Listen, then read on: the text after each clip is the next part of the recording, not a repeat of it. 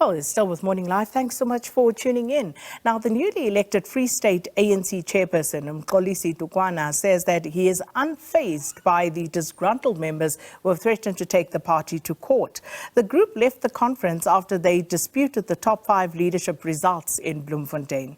Dukwana garnered 346 votes, while his challenger, Free State Premier and former ANC Women's League Deputy President Sisi Ntombela, received 306 votes. Now, the former Sasolburg mayor, Ketso Makume, is now the new deputy chairperson. The former Thabo Mofutsanyana region secretary, Polediso Motsoeneng, is the provincial secretary, while Dibolelo Mahlatsi was elected deputy secretary. The new provincial treasurer is Mathabo Leeto. So to help us unpack these latest developments, we are joined via Zoom by political analyst, Professor Andre Duvenhage. Prof, good morning. Thanks so much for speaking to us here on Morning Live. Good morning. Nice talking to you. So firstly, just your overall view and reaction to what has played out in the Free State. We know that, there has been quite a bit of strife. They had to appoint an interim structure after the 2018 debacle. So just your overall first impression and reaction to what happened over the weekend. Yes, that is now a number of years that the ANC doesn't have an elective leadership, and they are on the interim leadership, very much like is the case or was the case here in Northwest. Now we had the election. Clearly, there's a lot of divisions within the ANC, but I am prepared to say that this is the end of the Mxolisi era in Free State politics. As far as the ANC is concerned, I think that we can expect major government and also bigger regime changes in the Free State. What is clear is that the Mxolisi Dukwana group is very much aligned with Cyril Ramaphosa and his agenda. So I believe that Mxolisi and others will identify with the Ramaphosa program of renewal.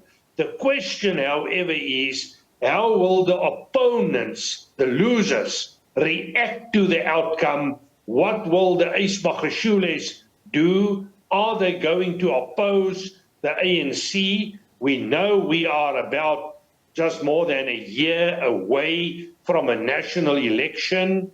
The surveys aren't looking good for the ANC, and this may have a negative impact on the support base of the ANC during the coming 2024 national and provincial elections. So you ask, what are the losers going to do, Prof? Some of the disgruntled members have already indicated that they may take the ANC to court. So what does this mean for Mxolisi Dukwana? Because he, of course, led the ANC in charge of that interim structure for almost 2 years. He's now been elected as the province's chairperson. How does he deal with these issues, and especially with these disgruntled members who have threatened to take the party to court? Well, I think his scenario is very similar to that of Nono Molloy here in Northwest. You are dealing with the different waves. There will be court cases. I do not think that the court cases is going to be very successful.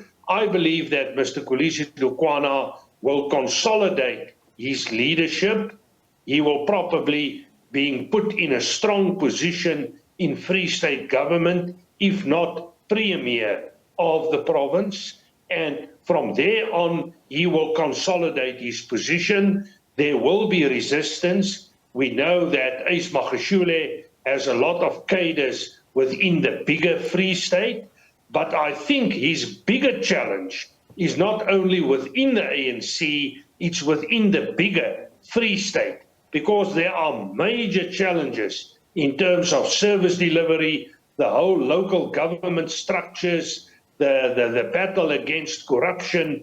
He need to clean up the whole Free State government. He need to do a lot of things. And I think that is going to be his main challenge. But within the Free State, I think he will be able to fight the battles there. It's not going to be easy. We have seen that some of these results are close to a 50-50 type of scenario. But generally speaking, I think he has the support of the National Executive Committee. I do not think the court cases will disrupt the process. So it is a difficult start, but I think it's going to make the changes that is necessary, and the trajectory will be very much the same as is the case here in Northwest. Now, as you say, Prof, the winning margins were quite small. It was quite narrow victories there. And also looking at, what was said about corruption in the political report that Dukwana delivered on Saturday, he spoke about criminal syndicates operating in the Free State that fleeced the state and collapsed services. What's your take on that? Because who are these criminal syndicates? Obviously, you need to know who they are, because if they are fleecing the state, you obviously know how they are fleecing the state. There's no doubt that people know clearly who the syndicates are, and they can probably identify the leadership as well.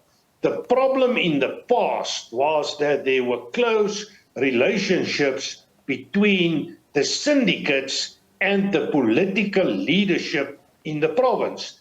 That is what we call endemic corruption, and what many people like to refer to as state capture. And my big question is, does the political will and the support base on a national level exist to act in a drastic way? And I would like to use the example as part of your earlier discussion. You talk about Eskom and what happened in Eskom. There's also a lot of syndicates, and it seems at the moment as if the syndicates had the upper hand, and that the political forces, and here I'm clearly referring to Ramaphosa, Gwedi Mantashe, and others, doesn't have the political will to act in a proper way. And that is going to be the big test for Mxolisi Dukwana and his government.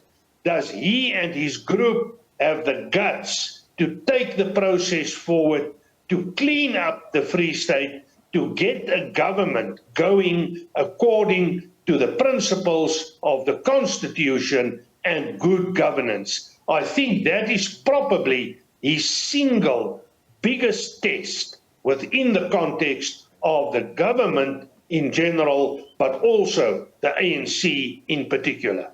Is that doable, though, Prof? And I'm not being facetious in asking that.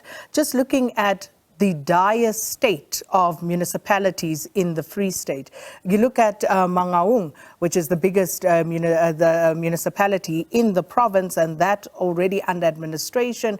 And the mayor there, Mxolisi Dukwana, being recalled by the ANC. It's a mess, no matter where you look. So is it really doable to change this and turn it around in the short to medium term? Well, if we analyze the situation at large, we will find that 80 to 90% of all municipalities are facing the one or the other form of challenge. And we have seen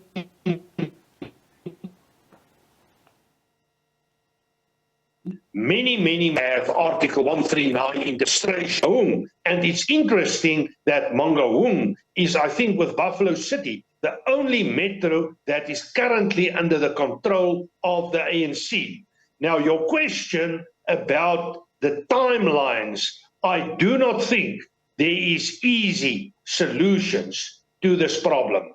I think there's at best medium to longer term solutions. They basically need to rebuild structures. We need to bring back capacity to local government, because clearly there's a lack of skills going on. At the moment, the Democratic Alliance is busy with a court case with regard to cadre deployment. And I believe that the deployment of cadres, at least in certain circumstances, is part of the bigger problem we have with local government. We have people being appointed that doesn't have the capacity or the work ethics to lead on this level. And that is going to be the big and the fundamental task for Mxolisi Dukwana and the ANC. And at the same time, they need to take on the 2024 elections. I know it is national and provincial, but their success on a local level or their failure on local level will in a large way decide the future of what will happen in 2024. Professor Duvenhage, thank you so much for your time. Political analyst Professor Andre Duvenhage unpacking the 9th ANC Free State elective conference, what came out of that and what will need to be done moving forward in order to try and fix things in the province.